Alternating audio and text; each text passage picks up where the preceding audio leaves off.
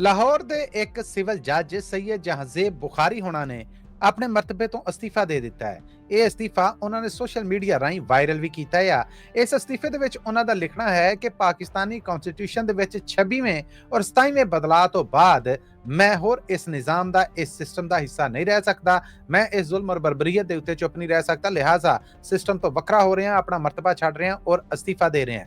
ਇਸ ਅਸਤੀਫੇ ਦੇ ਵਿੱਚ ਉਹਨਾਂ ਨੇ ਇਹ ਵੀ ਲਿਖਿਆ ਹੈ ਕਿ ਮੈਂ ਸ਼ਾਇਦ ਇਸ ਮੁਲਕ ਦਾ ਆਖਰੀ ਸ਼ਹਿਰੀ ਹੋਵਾਂ ਜਿਹੜਾ ਡਿਕਟੇਟਰਸ਼ਿਪ ਦਾ ਸਾਥ ਦੇਵੇਗਾ। ਮੈਂ ਆਪਣੇ ਮਰਤਬੇ ਨੂੰ ਛੱਡਦਿਆਂ ਹੋਇਆਂ ਸੁਰਖਰੂ ਹੋ ਰਿਹਾ ਹਾਂ ਔਰ ਮੈਂ ਦੱਸ ਦੇਣਾ ਚਾਹੁੰਦਾ ਹਾਂ ਕਿ ਤਾਰੀਖ 'ਚ ਆਲਾ ਅਦਾਲਤਾਂ ਨੇ ਕਦੀ ਵੀ ਮੁਲਕ ਔਰ ਇਥੋਂ ਦੇ ਲੋਕਾਂ ਦੇ ਭਲੇ ਬਾਰੇ ਕੋਈ ਖਾਤਰਖਾ ਕੰਮ ਨਹੀਂ ਕੀਤਾ, ਜਿਹਦੀ ਵਜ੍ਹਾ ਨਾਲ ਆਲਾ ਅਦਾਲਤਾਂ ਅੱਜ ਤੱਕ ਨੇਕਨਾਮੀ ਨਹੀਂ ਕਮਾ ਸਕੀਆਂ। ਸੈਯਦ ਜਹਾਂਜ਼ੇਬ ਬੁਖਾਰੀ ਹੋਣਾ ਦੇ ਇਸ ਅਸਤੀਫੇ ਤੋਂ ਬਾਅਦ ਪਾਕਿਸਤਾਨੀ ਕਨਸਟੀਟਿਊਸ਼ਨ 'ਚ 26ਵੇਂ ਔਰ 27ਵੇਂ ਬਦਲਾਅ ਦੇ ਉੱਤੇ ਜੱਜਾਂ ਦੇ ਅਸਤੀਫੇ ਸਾਹਮਣੇ ਆਉਣ ਦੇ ਮਾਮਲੇ ਨੇ ਜਿਹੜੇ ਉਹ ਹੋਰ ਨਿਖਰ ਕੇ ਸਾਹਮਣੇ ਆ ਰਹੇ ਨੇ। ਲਾਹੌਰ ਹਾਈ ਕੋਰਟ ਦੇ ਜ਼ਰੀਆ ਨੇ ਇਸ ਅਸਤੀਫੇ ਬਾਰੇ ਆਖਿਆ ਕਿ ਜਿਹੜਾ ਸੋਸ਼ਲ ਮੀਡੀਆ ਤੇ ਅਸਤੀਫਾ ਪਿਆ ਫਿਰਦਾ ਇਹ ਸਾਡੇ ਤੱਕ ਨਹੀਂ ਅਪੜਿਆ।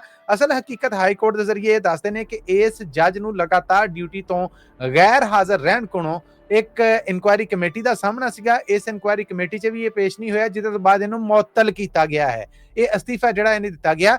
ਸਵਾਲ ਇਹ ਹੈ ਕਿ ਜੇ ਲਾਹੌਰ ਹਾਈ ਕੋਰਟ ਨੇ ਵਾਕਈ ਇਸ ਜੱਜ ਨੂੰ ਮੁਅੱਤਲ ਕੀਤਾ ਸੀਗਾ ਤੇ ਮੁਅੱਤਲੀ ਦਾ ਉਹ ਨੋਟੀਫਿਕੇਸ਼ਨ ਇਸ ਅਸਤੀਫੇ ਤੋਂ ਪਹਿਲੇ ਦੀ ਤਾਰੀਖ ਦਾ ਹੋਣਾ ਚਾਹੀਦਾ। ਕਿੱਥੇ ਹੈ ਉਹ ਨੋਟੀਫਿਕੇਸ਼ਨ? ਇਸ ਬਾਰੇ ਕੋਈ ਜਵਾਬ ਨਹੀਂ ਮਿਲ ਸਕਿਆ।